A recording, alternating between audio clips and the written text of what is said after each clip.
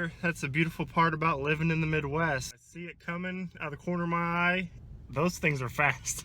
It was way too late and boom, smashed it. Yayo, all I know is Yayo.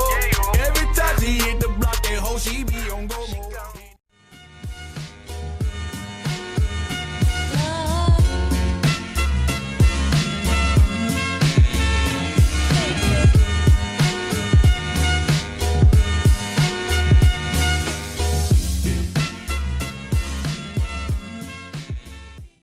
Promotion going on at the Evansville Tropicana on Wednesday nights from 6 p.m. to 11 p.m., which really means the drawing will be at 7 p.m., the first one. It's hour-long high hand, so your 2-hole cards must play, and if you have the high hand for that hour, you get $200. As you've seen in these vlogs, I'm a sucker for promotions, so I'm going to go down there tonight so that I can spend all weekend at home with the wife. I'm like 10 spots away. I'm winning already. I've never been that close before here.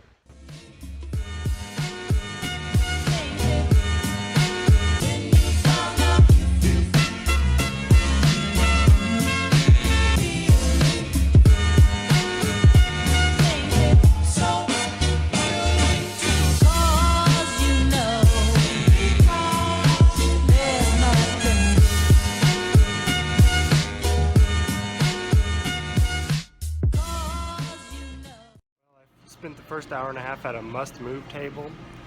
They use that table to fill the other 2 tables for when seats get open. And in those games, everyone is either short stack and lose quick, or they're really tight waiting to get into the main game. So now I'm going to play in the main game after that hour and a half, and I believe people are sitting at 500 plus stacks.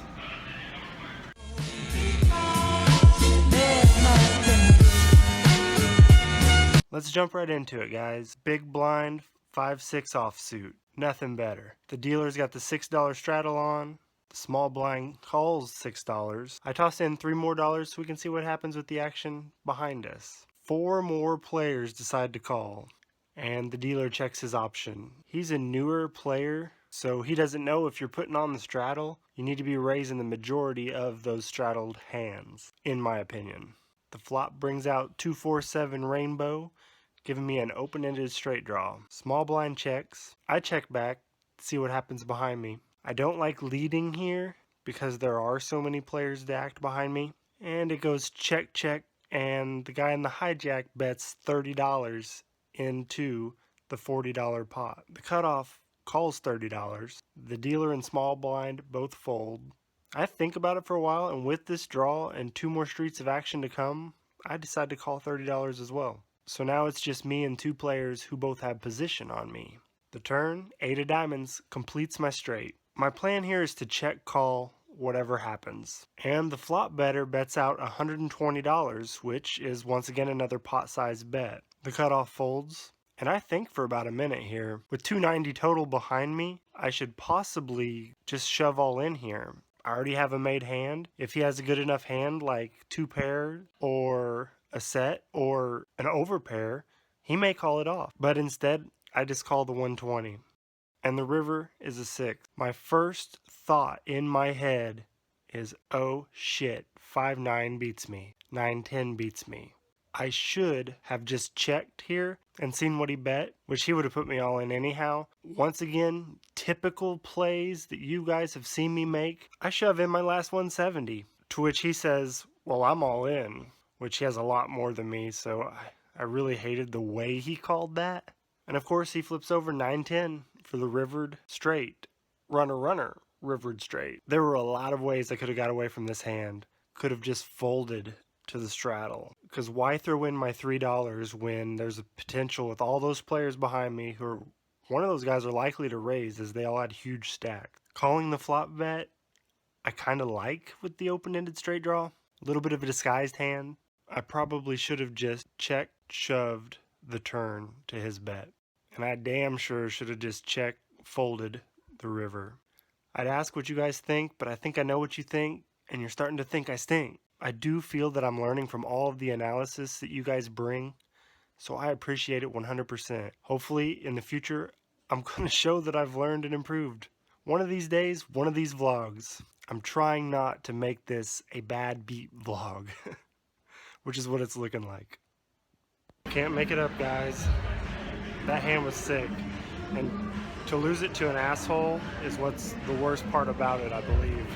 That guy, it was a brand new player, you know, he didn't know what was going on, his mannerisms, he was playing straight up ABC poker, his hands were obvious, you know, and he kept saying good hand to people even when he won. Well, the villain in this hand that I show, when he lost a huge pot to the guy said, good hand, man, and that guy lost it and berated him. You never berate the guy who just won all the money and is one of the weakest players at the table because he's sitting there waiting to give it back. This guy is an asshole. So in the hand in question, when he caught the straight at the end there, I looked at him and said, good catch, man. I could say that, right? Right? Torpedo, Yayo.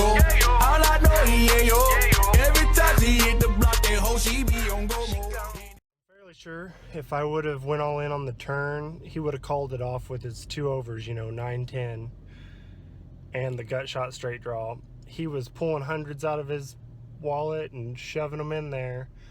After he lost that hand to that polite guy, he just kept shoving it in there. He said, I'm the tightest player here, blah, blah, blah. He was a reg who knew everybody, and I've never seen him before. I know I don't play a whole lot, you know, but I play enough to know who most of the regulars are, and that guy was a dick. Unfortunately, it looks like we're stuck for the moment. I just gave back everything that I've won in the last few months. Vlogs are going great. I love all the comments from you guys, even the trolls, man, they're funny. You know, the MSPT is what I'm going to jump in at the end of February. I'm going to play some more before then. I just don't know when or what. You just got to keep pushing forward because, like Jonathan Little said, you know, each session is just a part of one forever long session. So it can't go on forever like this. I appreciate you guys. Give this video a thumbs up. Subscribe if this roller coaster can only go up. It's at the bottom. Can only go up. And let's talk about that high hand promotion real quick before I get on all the way on the road. It says 6 p.m. to 11 p.m. $200 for high hand of the hour on their flyer. When you get there, it's actually 6 to 7 p.m., 8 to 9 p.m., and 10 to 11 p.m. So they super skip hours in there. I don't get why casinos can't just be straight up, tell us what you're getting, because you're already taking all our monies. So instead of trying to squeeze in these weekly cash games like I have been, you know, trying to put in volume just so I can get better and better and so that I have content for the vlogs, I wonder if I should go back to playing tournaments, you know, what I know, what I'm good at. Better at, how about that? Which I'll dive into my past tournament experience eventually, you know, let you guys know how I did last year and the last 10 years or whatnot. The only problem is if I jump back into just waiting on the tournaments, it'll be like a monthly vlog instead of a weekly vlog. And I really like the interaction. I really like posting. I like editing. I like it, you know. So I'm not sure what to do. Well, the last week with these losses, I've really slowed down on listening to the audiobooks and on reading. I did watch this Daniel Negreanu podcast. It was super informative. I honestly didn't expect it. You guys should go check it out. I've also just been staying in touch with watching some of the action from other tournaments online, and without seeing hole cards, I like trying to guess what they're holding. I feel like that can be helpful in the long run as well. It really makes me miss tournaments. I cannot wait for the next one.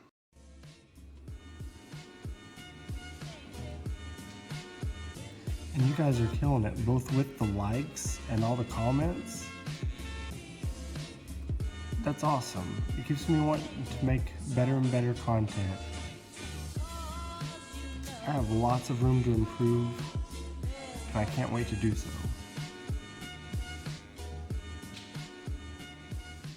And joining my YouTube rail, almost 900. Should I do something cool at 1,000? I don't know what I could do. But I feel like I should do something, because I never thought it would get that big.